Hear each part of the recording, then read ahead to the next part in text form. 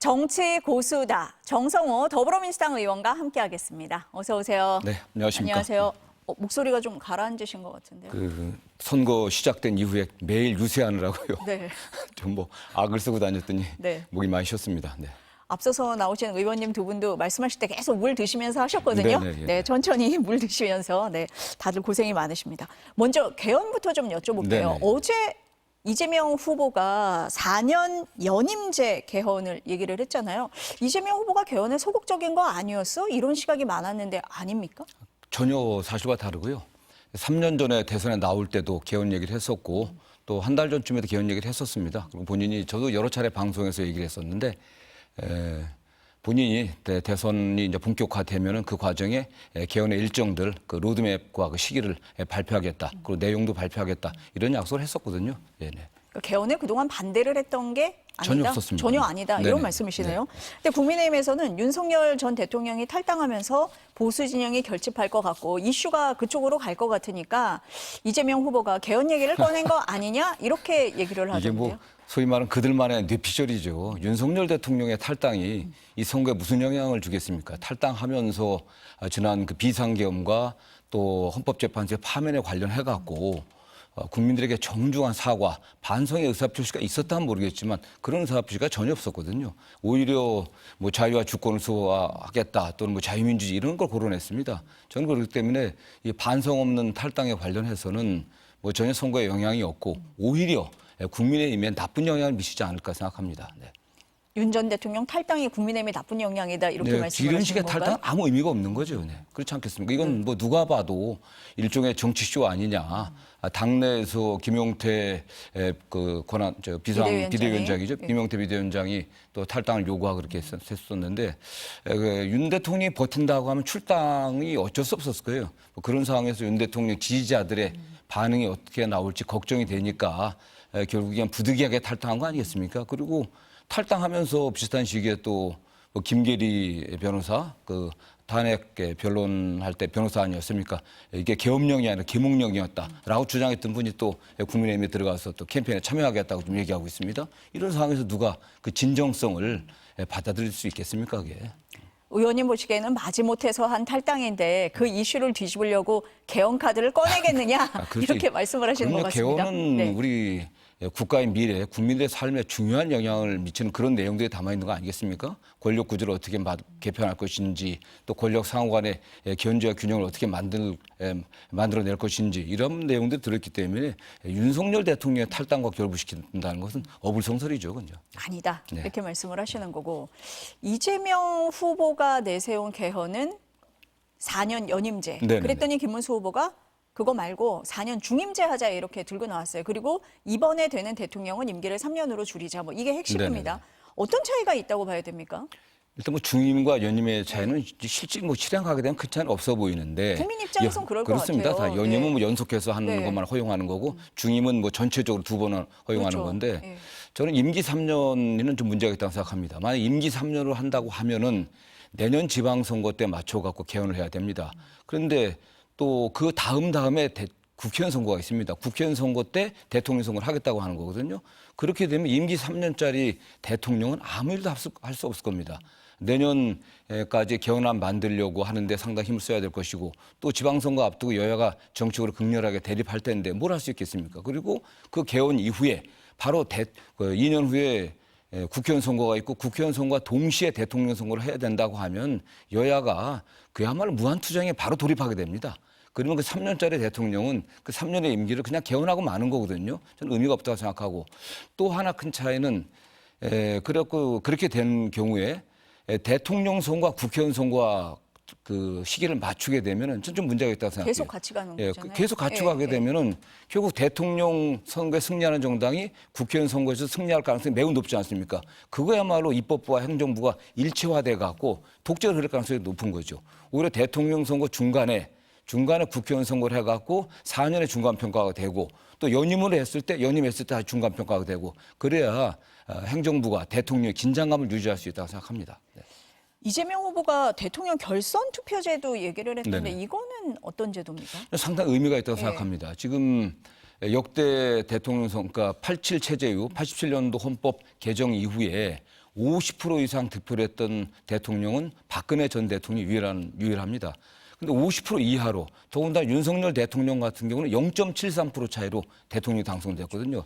민주적 정당성이 매우 취약합니다. 그렇기 때문에 어느 한 후보가 50% 이상 득표하지 못하게 된다고 하면은 차점자하고 결선을 치르는 거죠. 저는 이게 그 자체도 민주적 정당성을 확보하는 데도 의미가 있지만 가장 중요한 의미는 소수 정당들이 어쨌든 대통령 후보를 낼 수 있는 그게 근거가 됩니다. 그 대통령 선거 때 소수정당 후보들이 어느 정도 표를 얻게 되면은 뭐 차점자나 또는 그 1등 후보하고 어쨌든 연대를 하든지 연합을 해갖고 또 다수당을 만들 수 있는 그런 계기가 될 수 있죠. 네. 그 이재명 후보의 개헌안에 보니까 대통령 권한은 제한하면서 네. 국회에 좀 권한이 많이 가는 듯 보이는 그런 부분들이 있습니다. 비상계엄 같은 경우는 국회 통보만 하는 게 아니라 승인까지 받아야 한다. 국무총리는 국회 추천제로 하겠다. 감사원은 국회로 옮겨서 정부를 견제하게 하겠다. 뭐 이런 내용들이 있어요. 그런데 국민의힘에서는 입법부 권한이 너무 세지는 거 아니냐 이렇게 보던데 이 부분은 어떻게 설명하시겠습니까? 저는 오히려 국민의힘도 조금 지나면 금방 그 입장을 바꿀 거라고 생각합니다. 아, 그렇게 될 거다? 예. 지금 현재 가장 큰 문제는 대통령의 권한이 너무 세다는 겁니다.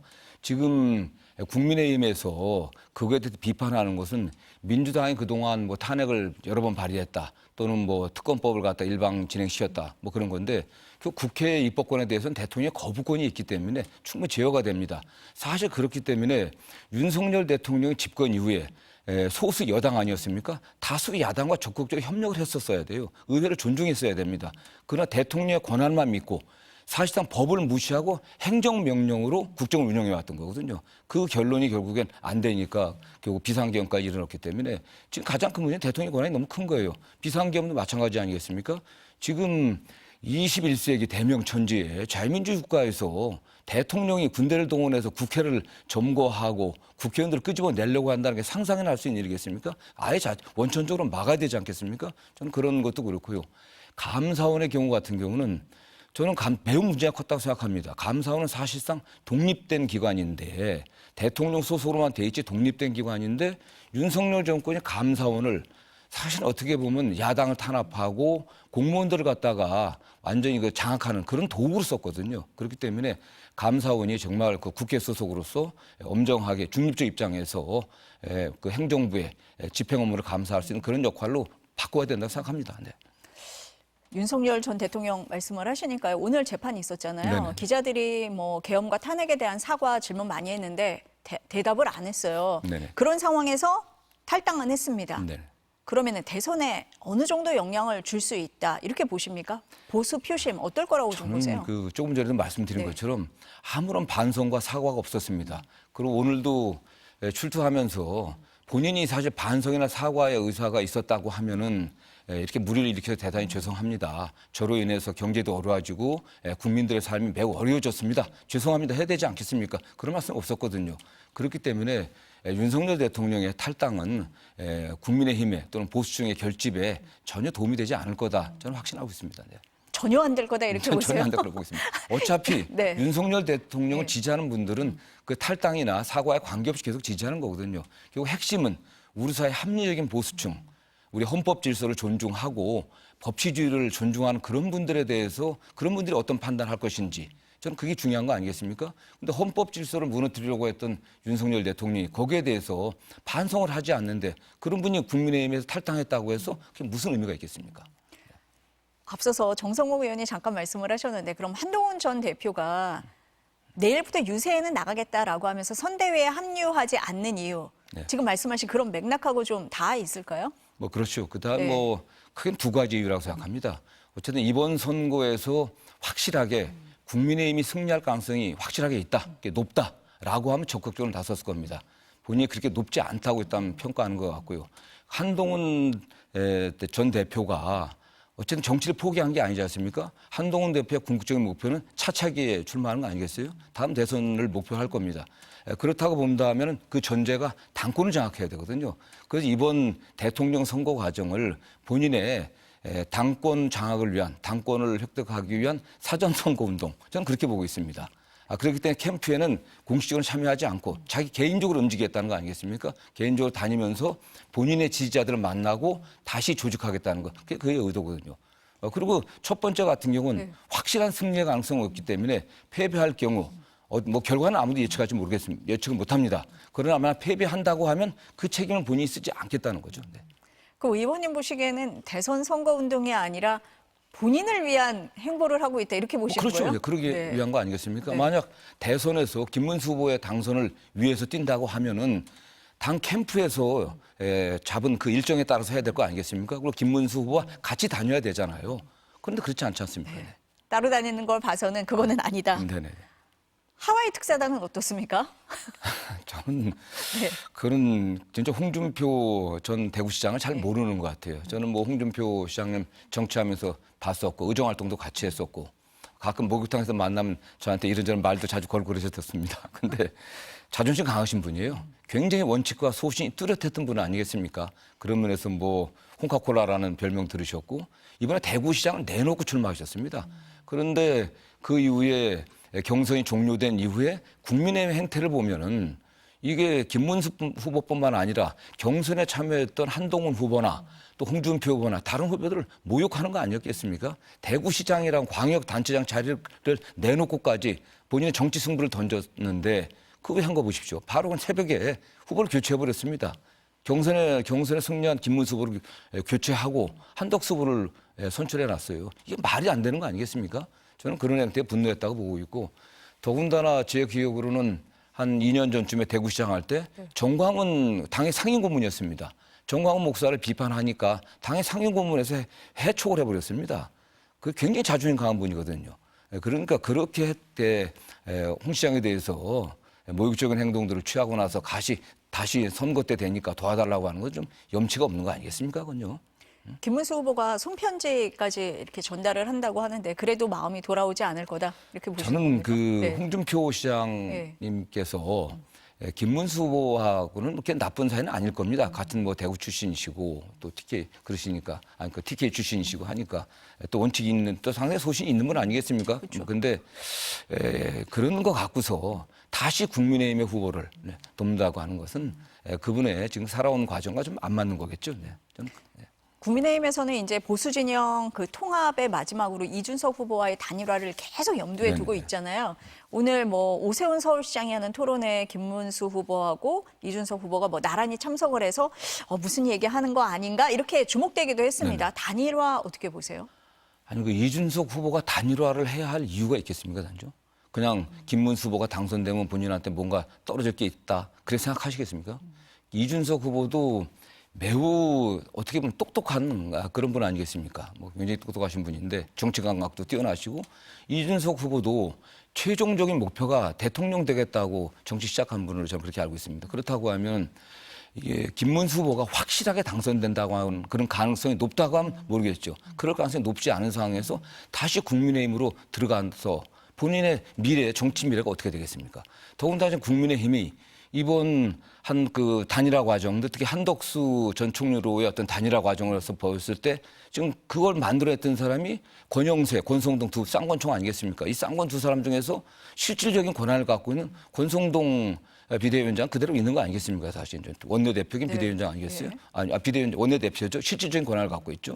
그런데 다시 윤핵 관정의 핵심이라고 할 수 있는 권성동 원내대표가 사실상 당학을 장악하고 있는 상태에서 거기 들어가고 본인의 정치 미래가 있겠습니까? 저는 없다고 봅니다. 안 한다? 예, 안 할 거죠. 안 한다. 예, 네. 국민의힘에서는 계속 얘기를 하는 게 반 이재명 빅텐트였는데 지금 언론에서는 그거는 안 되고 있고 오히려 이재명 빅텐트가 쳐지고 있다 이런 얘기를 해요. 국민의힘에서 탈당한 김상욱 의원이 입당을 했고 네네. 개혁신당 김용남 전 의원 오늘 뭐 허은하 전 대표도 네네. 지지 선언한다는 얘기가 계속 나오고 네네. 있는데 이런 흐름은 어떻게 설명을 하시겠습니까? 네, 저는 그 이재명 후보가 민주당이 뭐 중도보수 정당이라는 말씀도 하셨지만 진보의 가치를 지향하면서도 중도보수까지 포용하는 그런 정당을 말씀하신 걸로 저는 생각하고 있습니다. 지금 국민의힘이 보수 정당으로서의 정체성을 완전히 잃어버렸거든요. 보수 정당이라고 하면 헌법 질서를 존중해야 되지 않겠습니까? 민주주의와 시장 경제, 민주주의를 파괴했습니다. 법치주의를 파괴했거든요. 근데 전혀 반성이 없습니다. 진정성 있는 반성이 없거든요. 이런 상황에서 함적인 보수층들, 그다음에 우리 나라를 걱정하는 그 헌법 수호를 걱정하는 이런 분들이 어디로 가겠습니까? 저는 그런 분들이 고민 끝에 민주당과 또 이재명 후보와 함께하겠다는 생각을 갖고 있는 것을 알고 있고요. 제가 그 김용남, 김상욱, 허은하 세 분 다 만나봤습니다. 그냥 이재명 후보가 제일 가까운다고 하는 사람이 저니까. 네. 그래서 이재명의 정치 철학이 뭔지, 민주당이 향후 어떤 범위까지 폭넓게 국민들을 통합하고 포용할 것인지 이런 질문들을 주셨어요. 제가 충분히 설명해드렸습니다. 또 대부분 공감을 했고, 저는 그렇기 때문에 향후에도 또 중도 보수층이나 국민의힘의 그 행태에 대해서 실망한 합리적인 보수 인사들이 좀 더 들어올 것으로 생각하고 있습니다. 네. 그럼 허은하 전 대표도 지지 선언하는 겁니까? 저는 뭐 고민을 하신다고 그랬었는데 결국 국민의힘으로 돌아갈 수는 없는 거고 본인도 우리 국가에선 통합, 그다음에 합리적인 보수 가치의 어떤 실현 이런 거에 대한 생각이 있으시더라고요. 저는 그렇기 때문에 그렇게 가지 않을까 저는 추측을 해봅니다. 아직 뭐 확답하시는 건 아니거든요. 또 뭐 만나시거나 합류하겠다 이런 분들 계세요? 제가 몇 분 만나고 네. 있고 네. 사실상의 지지 의사를 표시한 분도 계신데 네. 네, 지금 어떤 형태로 모실까 이렇게 고민 중에 있습니다. 네. 아직 이렇게 성함을 말씀해 주시기는 공개적으로 하시기는 어려운 그런 네, 상황입니까? 그분들에게 부담이 되니까요. 아, 네. 계속 논의를 하고 계신다. 이렇게 알겠습니다. 이재명 후보가 오늘부터 이제 수도권 유세에 나서잖아요. 네. 최대 승부처라고 볼 수 있는 곳이 수도권인데 수도권도 표심이 어떤지도 좀 그렇고 대구, 경북, 부산, 경남 다 돌고 오셨잖아요. 보수의 표심이 어떻습니까? 뭐 그래도 전보다는 많이 달라진 것 같습니다. 특히 저도 지방에 계신 분들하고 잘 통화하고 제 운동원들하고도 자주 연락을 하는데 특히 이제 TK 지역의 여러분들께서 뭐 대표가 뭐 우리가 남이가 뭐 그랬다고 하는 것처럼 이재명 후보에 대해서 그동안 씌워졌던 잘못된 그런 프레임들, 그 오해에서 조금 벗어나는 것 같아요. 좀 이재명 후보가 어떤 사람인지 지금까지는 아예 쳐다보려고 하질 않았습니다. 민주당 후보이기 때문에. 그러나 그렇지 않구나. 유능한 사람이구나. 또 우리하고 다른 사람이 아니구나. 또 고향을 생각하는 사람이구나. 최근에 어떤 분은 저희 지역에서 만났는데 이재명 후보의 고향이 안동이라는 걸 처음 알았다고 얘기하는 분도 계시더라고요. 그러면서 좀 달라지고 있는 것 같고요. 특히 수도권 같은 경우는 이재명 후보가 성남시장 경기도지사로서 분명한 성과를 보여주지 않았습니까? 이재명 후보의 유능함을 알기 때문에 저는 뭐 좀 약간 안정감이 있는 그런 흐름을 계속 유지하지 않을까 생각합니다. 네. 어제 TV 토론은 어떻게 평가하세요? 좀 무난하게 잘 방어했다고 생각합니다. 어쨌든 1등 주자 아니겠습니까? 1등 주자이기 때문에 뭐 2, 3, 4등 다 공격을 받을 수밖에 없는데 저는 안정감 있게 방어했다고 생각하고 있고요. 조금 뭐 1대1 토론이라고 하면 확실하게 경제에 관련된 실력의 우위를 보여줄 수 있었는데 좀 시간이 역시 좀 부족했던 것 같고요. 다만 어떤 선방한 것으로 평가하고 있습니다. 네. 오늘 윤 전 대통령 재판이 있었는데 네. 관심은 지규현 부장판사였거든요. 네. 재판을 시작하기 전에 법조인이시니까 좀 더 눈여겨보셨을 것 같은데 시작하기 전에 민주당에서 제기했던 룸사롱 접대 의혹에 대해서 사실이 아니다. 그렇게 했더니 민주당에서 바로 사진을 공개를 네네네. 했거든요. 네. 이건 뭐 어떻게 전개돼야 된다고 보십니까? 저는 그 지규현 부장판사가 저는 빨리 고백을 하고 그 재판에서 물러나는 게 저는 좋다고 생각합니다. 민주당에서 처음에 공개할 때 자칫 이게 잘못되면 역공받을 가능성이 높지 않겠습니까? 그렇기 때문에 굉장히 신중하게 판단했었고요. 저도 이거 관련 준비하는 의원들에게 물어봤는데 분명한 증거가 있다 이렇게 말씀들 하시더라고요. 가장 중요한 게 그 현장에 갔냐 안 갔냐. 그게 제일 중요한 거 아니겠습니까? 좀 그런 면에서 오늘 뭐 사진 공개로서 그 현장에 있었다는 건 분명하기 때문에 저희가 그걸 다 한꺼번에 다 공개하지 않는 거는 다 그걸 공개해버리면 거기에 맞게 또 은폐하거든요.